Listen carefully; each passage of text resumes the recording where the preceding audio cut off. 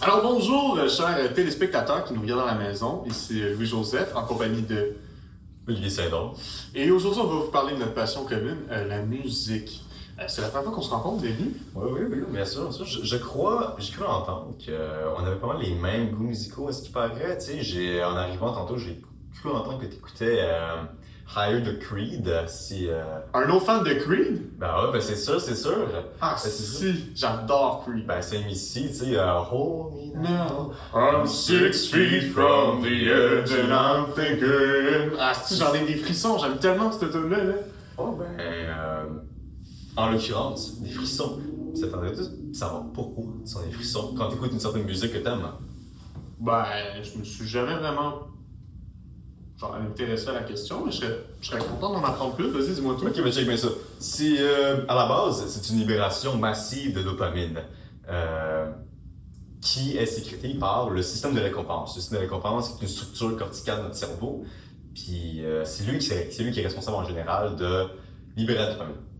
Mais nous, on s'intéresse plutôt au noyau accumbens, qui est une structure subcorticale qui est proche de l'amygdale dans le système de récompense. Puis lui, il résonne super bien avec les stimuli musicaux. Donc, quand tu écoutes une musique, comme vous écoutez une musique, le stimuli musical il vient directement chercher ce noyau accumbens-là et il est reconnu pour être le centre du plaisir humain le plus important.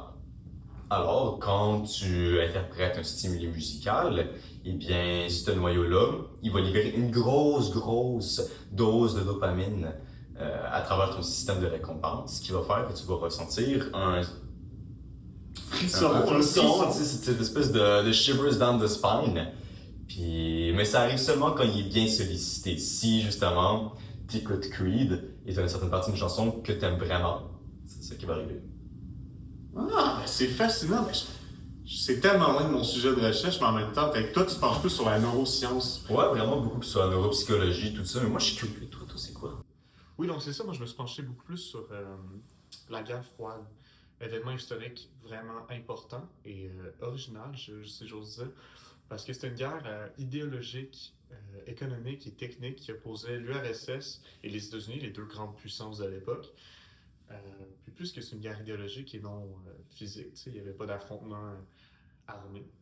Euh, Ça se menait par la propagande culturelle par exemple, qui passait sur les plateformes les plus utilisées de l'époque, donc la radio, la télévision, etc.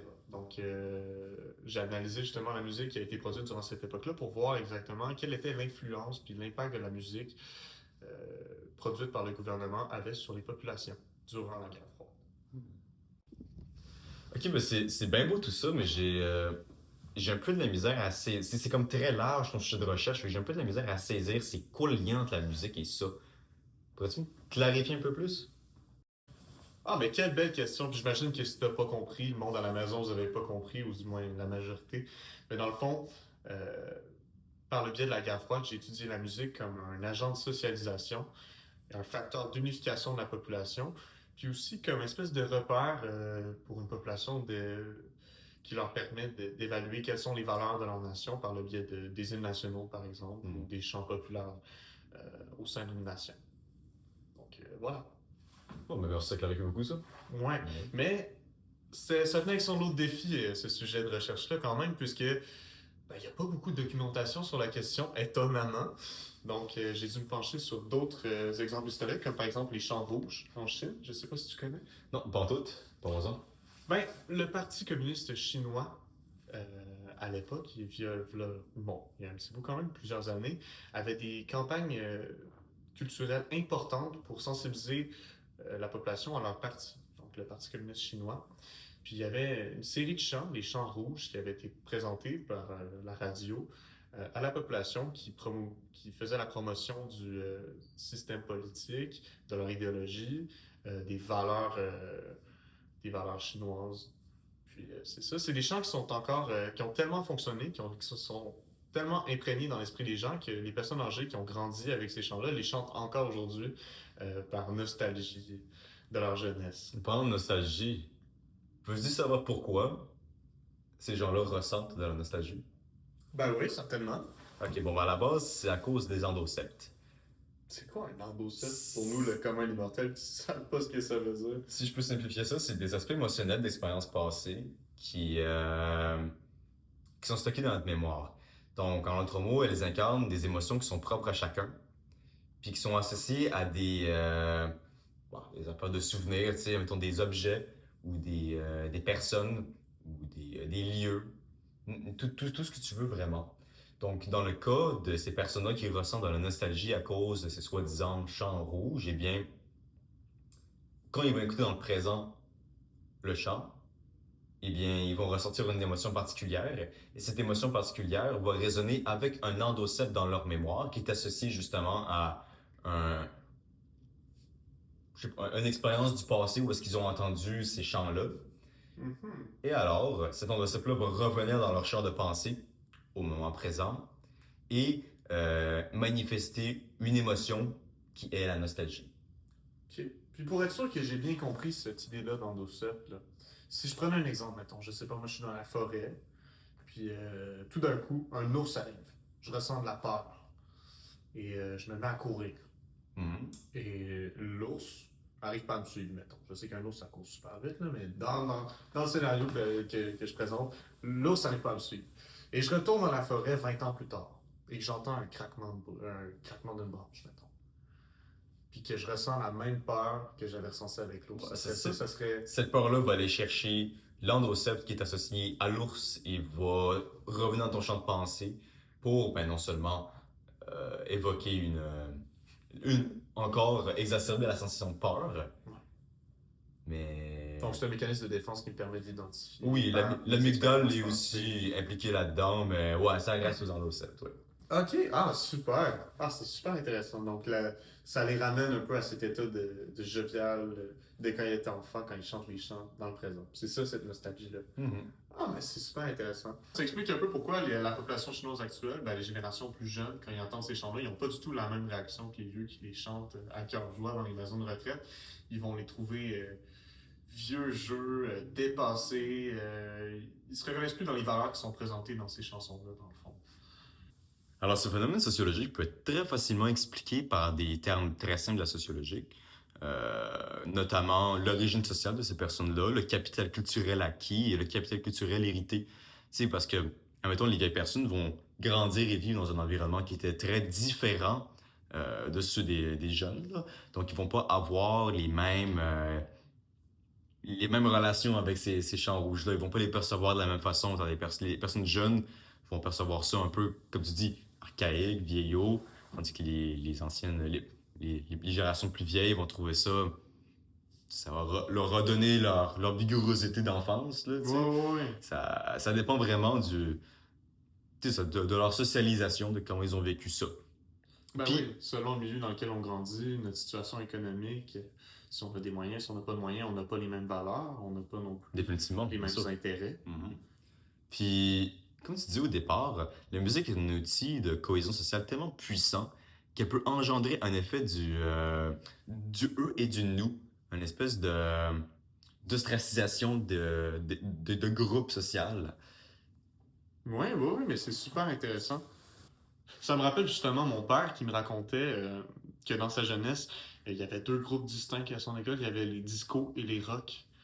Puis, ben, dans le fond, ceux qui écoutaient du disco puis ceux qui écoutaient du rock. Puis, il y avait une espèce de rivalité entre ces deux groupes-là. Mon père était dans les rock, puis il disait les discos là, Des sont fainéants. frivoles, sont fainéants, sont toutes sortes d'affaires. Alors, puis les discos disaient des rock, ah, ça pue la virilité. En tout cas, fait que je vois ce que tu veux dire par ceux et ce nous-là, mais je pense aussi qu'il faut pas oublier que la musique peut être un facteur d'unification d'une population. J'ai un exemple pour vous. Je sais pas si. Ben, est-ce que tu regardes le hockey? Ben, certainement. Ouais. Ben, dans les derniers matchs canadiens, surtout avec la situation avec les États-Unis actuels, on remarque qu'avant chaque game, quand ils chantent l'hymne national canadien, on voit nos Canadiens dans la salle qui crient l'hymne national, qui le revendiquent, qui le portent fièrement. Puis le fait de chanter tous ensemble euh, une chanson, un hymne national qui promouvoit les valeurs de la nation et qui est un symbole de fierté et qui nous permet d'identifier notre culture aussi. Ça peut créer une espèce d'énergie, puis ça permet aussi de se rapprocher en tant que citoyen d'une nation. Donc, ouais, super important les hymnes nationaux. Donc, je vous encourage d'ailleurs à les chanter si on se rend loin dans les séries. Mais pour en revenir à ce que tu me disais tout à l'heure, écoute, tu nous as parlé de tellement de choses différentes que j'ai un peu de misère à cerner le sujet de ta recherche. Donc, j'aimerais que tu m'apportes un peu de précision. C'est quoi que tu recherches en fait? C'est quoi ta question de recherche? C'est sur quoi tu t'es penché? C'est vrai, j'ai pas été très clair. J'ai parlé beaucoup de neuropsychologie, de sociologie. Ouais. J'avoue que j'aime beaucoup les deux champs de discipline. Mais ouais, je me suis concentré beaucoup sur les musiciens parce qu'étant musicien moi-même, je me suis toujours demandé comment est-ce que je pourrais augmenter ma créativité musicale. Donc, j'ai élaboré une question de recherche qui est la suivante. Comment est-ce que l'écoute de la musique pourrait augmenter la propension à avoir des idées divergentes chez les musiciens? Donc, la créativité. Donc, la créativité, ouais. Merci de clarifier. Puis, la façon que ça fonctionne, c'est on revient encore avec certains thèmes de la sociologie, comme le capital culturel, l'héritage, tout ça. En fonction de ces patentes-là, tu vas pas avoir les mêmes émotions quand tu vas écouter une chanson. Une personne A va ressentir du bonheur en écoutant Creed, tandis qu'une personne B va ressentir la redondance. Peut-être même du dégoût. Peut-être même du dégoût, tu sais. Mais bon, je vais te rencontrer ce gars-là, mais. Hérétique. Oui. Ouais, fait que, dépendamment de ces facteurs-là, tu vas ressentir une émotion primaire différente à chaque fois. Puis là, ça revient aux endocèptes. Vous souvenez-vous qu'est-ce que c'était? Vous pouvez retourner en arrière si vous avez oublié. Je comprends, c'est pas un terme simple à comprendre, mais ça revient à ça. Fait que là, dépendamment de ta socialisation, tu vas ressentir une émotion particulière qui va résonner avec un endocèpte dans ta mémoire. Et de cette façon-là, ces endocèptes-là vont aller chercher d'autres endocèptes avec des profils multidimensionnels qui sont semblables, donc qui sont associés à l'émotion primaire également. Puis toutes ces associations d'endocèptes dans ta mémoire vont faire en sorte que des personnes, des images ou des lieux, vraiment plein de souvenirs qui vont s'associer ensemble et qui vont tous se transposer dans ton champ de pensée ensemble. Ce qui va faire en sorte qu'avec tous ces liens-là, tu vas être capable de générer des idées, vraiment des idées associées à tous ces endocèpes-là. Fait qu'un musicien va pas vivre la musique de la même manière que le commun des mortels. Non, définitivement pas. Mais ça, c'est d'un autre sujet aussi. Il y en a des affaires à parler là-dessus. Mais ouais, fait que quand un musicien écoute de la musique, avec toutes les avec toute la formation auditive qu'il y a eu et toutes les minutes qu'il passe à jouer son instrument et à écouter de la musique dans son coin tout seul, là, comme j'ai fait souvent. Il se conditionne lui-même à analyser la musique. Ouais, il développe une espèce d'analyse cartésienne. Il va avoir un esprit, pas un esprit, excuse, une vision ou une audition qui est très, comme tu dis, analytique de la musique. Ça, c'est dû à cause du surdéveloppement de leur hémisphère gauche, qui est justement l'hémisphère qui est responsable d'analyse technique et analytique. D'analyse technique analytique, ouais. Analyse technique analytique de n'importe quel stimuli. Tandis que des non-musiciens, eux, plus qui n'ont jamais eu de vraie formation auditive, eh bien, leur hémisphère droit va être dominant dans l'écoute de la musique, qui est responsable des émotions, des affaires comme ça. Alors, ils vont être plus avides de pensée analytique, ils vont écouter ça passivement, sans... Donc, un non-musicien va chercher la sensation, puis quelqu'un qui pratique la musique va chercher à comprendre la composition. Ouais, définitivement, c'est ça. C'est même avec, si je peux introduire les mathématiques là-dedans, un musicien qui s'y connaît dans les mathématiques va toujours prendre en compte, admettons, les fractions de la temporalité d'une musique, d'une chanson, d'une mesure. Admettons, en 4-4, donc t'as 4 noirs par une mesure, il va toujours prendre ça en compte, il va toujours compter. Il y a plein d'autres outils mathématiques aussi qui peuvent être utilisés, qui est très intéressant, la séquence de Fibonacci qui est utilisée dans la chanson Lateralus de Tool. Si vous ne connaissez pas c'est quoi, je vous invite à aller chercher. Ben, moi aussi, je vous invite parce que c'est bon en tabarouette tout. Mais continue, continue. Donc, Séquence de Fibonacci. ouais, la séquence Fibonacci, la façon de s'utiliser, c'est que le chanteur, lui, va faire ses vocales en fonction de cette séquence-là. Je vous explique comment ça se fait. La séquence, c'est une suite numérique de chiffres qui s'additionnent continuellement jusqu'à l'infini. Donc, ça commence par 0, ensuite par un autre 1, ensuite 2, ensuite 3, 5, 8, 13 et ainsi de suite. Le chanteur a fabriqué sa structure des paroles de cette façon-là, avec la séquence du Fibonacci. Puis des musiciens qui vont l'écouter vont interpréter et analyser cette chanson-là d'une façon justement cartésienne, mathématique. Vraiment fascinant. Ouais. Après, je pense que ce ne sera pas la plupart des musiciens qui vont cliquer directement pour faire ça, c'est la suite de Fibonacci. Mais bon.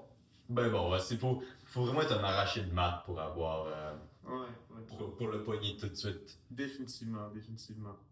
Tu me parles de la forme parce que quand on parle de propagande musicale, on a tendance à penser à des paroles qui vont renvoyer à des valeurs ou qui vont tenter de discriminer l'ennemi. Mais c'est pas que ça, c'est aussi dans la forme puis dans la présentation de la musique qu'on retrouve une certaine forme de propagande ou qu'on veut transmettre une idée. Par exemple, durant la guerre froide, les États-Unis avaient financé, le département d'État avait financé beaucoup de jazzmen pour qu'ils aillent faire des tournées en Europe. Pourquoi le jazz, tu me demanderais? C'est justement à cause de cette forme-là qui était très libérée. Il y a beaucoup d'improvisation, puis on se permet de faire des erreurs dans le jazz, donc c'est très contemporain dans sa forme, puis très loin du modèle qu'on promouvait en URSS, parce qu'on écoutait beaucoup plus du classique à l'époque. Donc c'était très loin, c'était très nouveau, c'était très bien vu le jazz. Puis aussi, mine de rien, aujourd'hui ça peut sembler anodin, mais le fait que dans le jazz, il y ait beaucoup de jazzmen qui sont afro-américains et des blancs, puis cette espèce de mélange-là, ça montrait une image des États-Unis qui était plus dégagée, civilisée, ouverte d'esprit et moderne. Donc, ça jouait vraiment en leur faveur d'avoir fait ça. Puis ça a fonctionné quand même. Ils ont envoyé des grands artistes comme Dave Brubeck, par exemple, qui est blanc, mais qui jouait avec beaucoup de musiciens afro-américains, justement. Donc, c'est ça, la musique a vraiment joué un rôle super important pour ce qui... Excuse-moi mon homme, mais il y a le show de Creed qui commence dans une demi-heure. J'ai 2 billets. Ça te tente-tu de venir? Ouais, certainement. Certain, je vais voir Creed. Ah ouais donc! On se revoit la semaine prochaine!